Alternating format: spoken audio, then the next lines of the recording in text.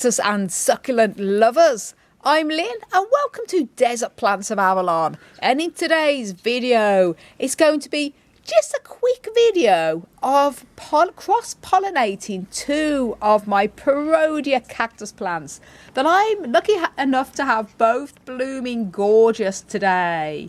And this one is my Parodia erubescens with two gorgeous flowers, very beautiful. And this one here is my Parodia ottonis that is blooming stunning. Now, the flowers were sort of more or less fully open earlier, but the sun it's gone a bit more overcast now, so they're starting to close a little bit. But I'll still be able to pollinate them, no problem. We have sort of plenty of bees here in the garden at the moment, but I'm doing this video to cross-pollinate just to show you how to do it. Now, I've made many pollinating videos on my channel, so I'll link up above to a playlist on cross-pollinating and pollinating many different types of cactus plants. So do go ahead and watch that playlist after this one if you want to know a little bit more about cross-pollinating. So why am I cross-pollinating in the first place? Well, the reason I'm doing that is to get seeds. And by cross-pollinating them, when I get seeds, if it's a success, then it means I'll have a cross of a Parodia between both of these, between the erubescens and the ottonis.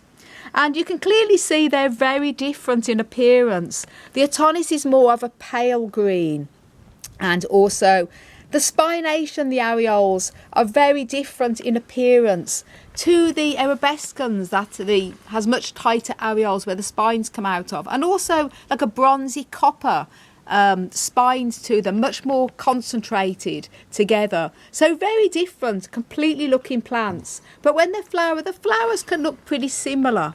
So a mixture between the two, if the pollination is a success, is going to be great. And if it's a success, when I sow the seed, I'll of course do a video. And if you want to know also how to grow cactus from seed, then do check a video out on how to grow cactus from seed. I'll link that also up above. Watch that after this one. So then, what I'm doing here, I've actually got two separate brushes. Sometimes I use the one brush if I'm cross-pollinating.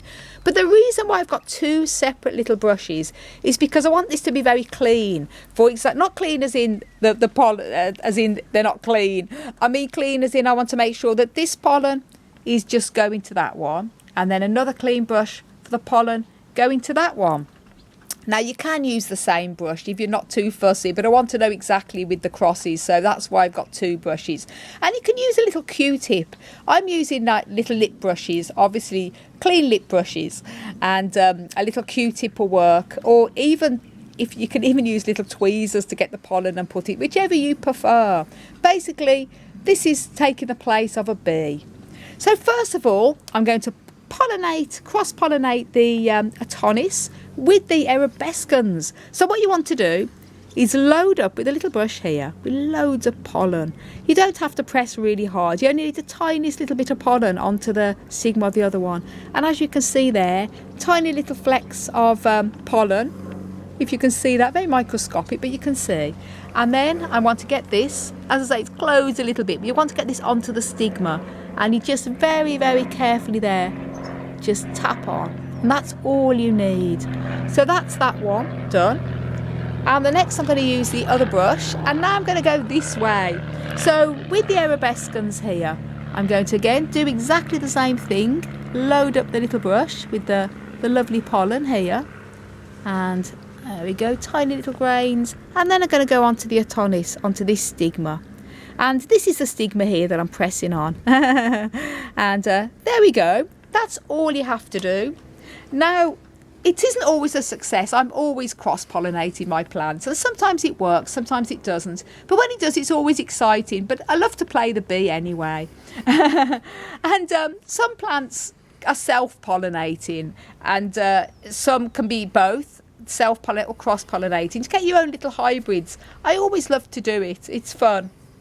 So I hope you found that video useful. Oh, I just want to mention as well, I'm often being asked, Lynn, can you cross-pollinate a Parodia, for example, with a Lophophora or a Gymnocalcium with a Parodia? Well, no, you can't. There are some cacti that can sort of, that loosely fall into groups. such as Luxemburgia and Cactus. You can get Ferrobergia. But in general, a cactus genus has to be cross-pollinated with its own genus, because if I was to cross-pollinate this Parodia with Lophophora, I'm not going to get a Lophophora Parodia mix. It just doesn't work like that. So just thought I'd let you know. So I hope you found that useful, guys. And do check out the playlist with all the other cross-pollinations that I've got on there. Oh, I've got to show you this, guys. Totally off topic. But my monkey's tail cactus, Cactus colodimonsis, has about 13, 14 buds on it. The most it's ever had this year. So obviously that is going to be a very happy day. It's never had so many buds. So I'm currently filming a buds to blooms video of all its stages. So stay tuned for that. It's going to be a happy day when that blooms. Anyway, off topic. But just wanted to share that with you all. Thank you so much for watching. If you haven't done already, do please subscribe and click the notification bell. Follow me on Instagram, Twitter X, and Facebook at Desert Plants of Avalon. I want to wish you all a fantastic cactus powered day. Bye. Bye.